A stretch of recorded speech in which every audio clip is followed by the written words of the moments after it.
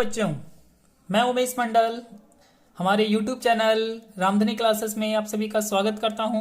I hope पिछली class में मैंने आपको इंग्लिश के सिलेबस के बारे में बताया था, क्लास 10 के स्टूडेंट्स के बच्चों के लिए। आज हम लोग क्लास 10 के बच्चों का सिलेबस में जो राइटिंग सेक्शन है और ग्रामर सेक्शन है उस टॉपिक पर डिस्कस करेंगे। तो राइटिंग सेक्शन में हमारा है आज हम लोग पढ़ेंगे लेटर टू द एडिटर के बारे में। लेटर टू द एडिटर के बारे में। Letter to the editor. Letter to the editor के बारे में हम लोग आज डिस्कस करेंगे। तो सबसे पहले लेटर टू द एडिटर के बारे में जानने के लिए सबसे पहले राइटिंग सेक्शन में हम लोग ये जानेंगे कि हमें पढ़ना क्या क्या है। तो सबसे पहले लेटर टू द एडिटर में सबसे पहले हमारा लेटर टू द एडिटर, उसके बाद कंप्लेन लेटर, इंक्वायरी लेटर और प्लेसिंग ऑर्डर, इन चारों लेटर्स के बारे में पढ़ना है लेटर राइटिंग सेक्शन में। Formal letter writing, letter to the editor. Purpose of letter. Purpose of letter, letter to editor हम लोग लिखते क्यों हैं? To express one opinion on a wide range of issue.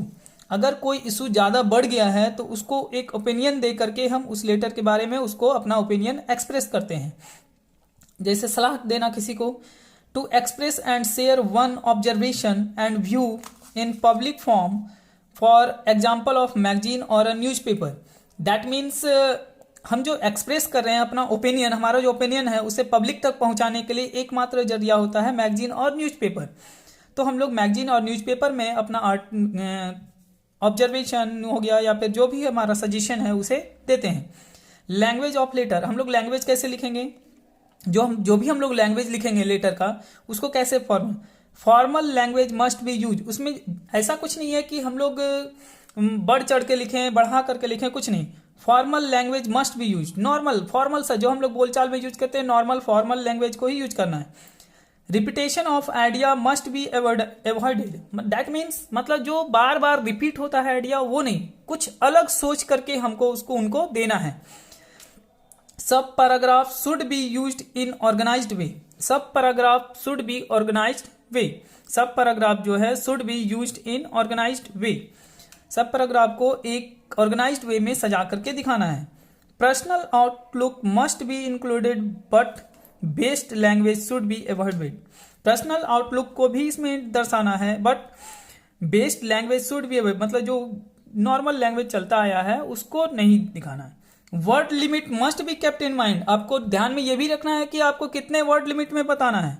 इस बात का भी आपको पहले से माइंड में लेकर के चलना है। ये नहीं कि हमको जितना लिखना है उससे हम 10 गुना ज़्यादा लिख करके दे दिए और हमारा कुछ नहीं हुआ।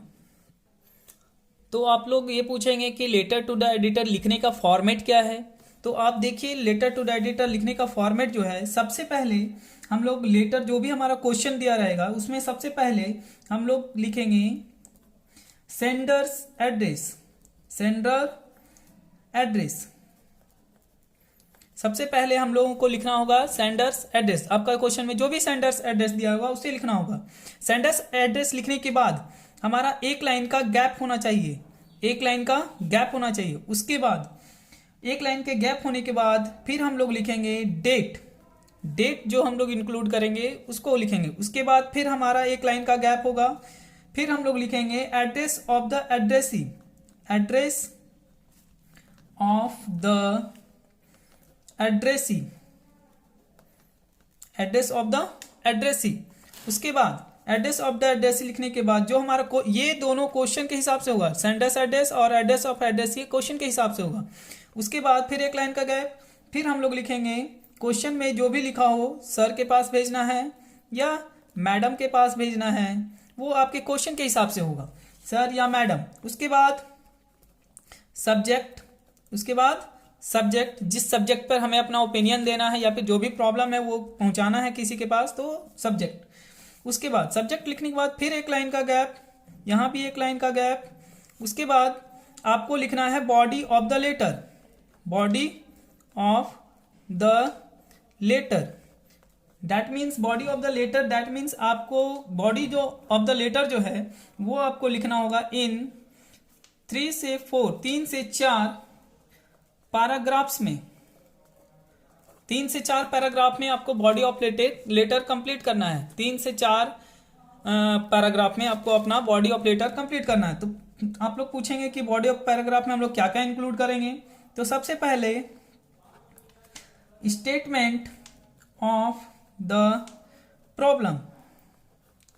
स्टेटमेंट ऑफ द प्रॉब्लम, जो आपका स्टेटमेंट ऑफ द प्रॉब्लम है उसे शो करना होगा। उसके बाद आप सेकेंड पैराग्राफ में काउज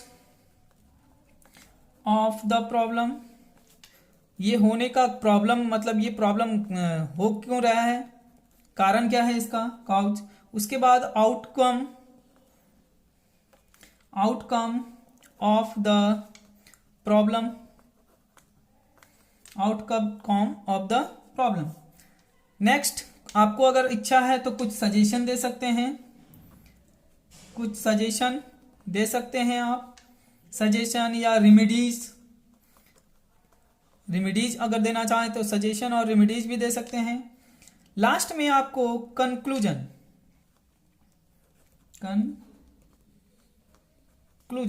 लास्ट में। उसके बाद यहां पे एक लाइन का गैप आ गया कंक्लूजन के बाद, यहां पे एक लाइन का गैप। उसके बाद यहां पर कंक्लूजन के बाद आपका लास्ट में जो है आप यहां पे लिखेंगे, कंक्लूजन के बाद आप यहां लिख सकते हैं योर्स फेथफुल्ली, या लिख सकते हैं योर्स सिंसियरली,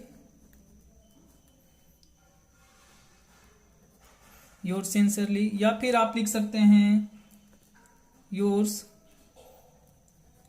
ट्रूली। उसके बाद फिर यहां पे एक लाइन का गैप, उसके बाद सेंडर्स नेम।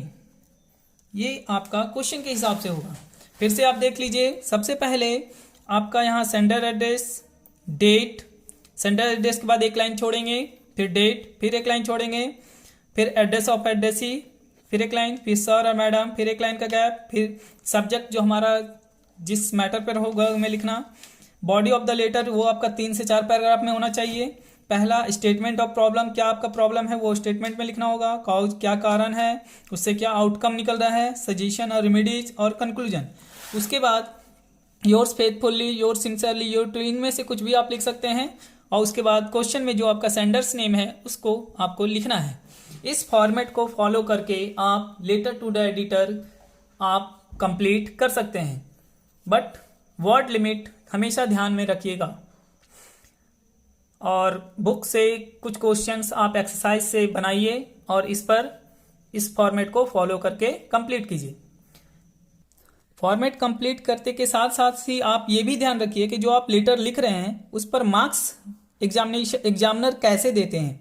तो डिस्ट्रीब्यूशन ऑफ मार्क्स मैं बता दे रहा हूँ। Distribution of marks 8 marks letter writing का रहता है, जिसमें आपका कंटेंट है 6 मार्क्स का, कंटेंट है 6 मार्क्स का, जिसमें कंटेंट में क्या क्या होता है, format to be included in content, format includes, जैसे आपका जो भी आप फॉर्मेट बनाएंगे उसमें भी आपका मार्क्स रहता है। अगर जैसे डेट, सब्जेक्ट, एड्रेसी और क्लोजिंग, इन सब पर आपका 6 मार्क्स है। उसके बाद एक्सप्रेशन पर आपका 2 मार्क्स है। एक्सप्रेशन में क्या आता है, fluency, accuracy to be included in expression, जो आप लैंग्वेज में लिखते हैं उसका फ्लुएंसी और एक्यूरेसी जो है उस पर आपका 2 मार्क्स रहता है।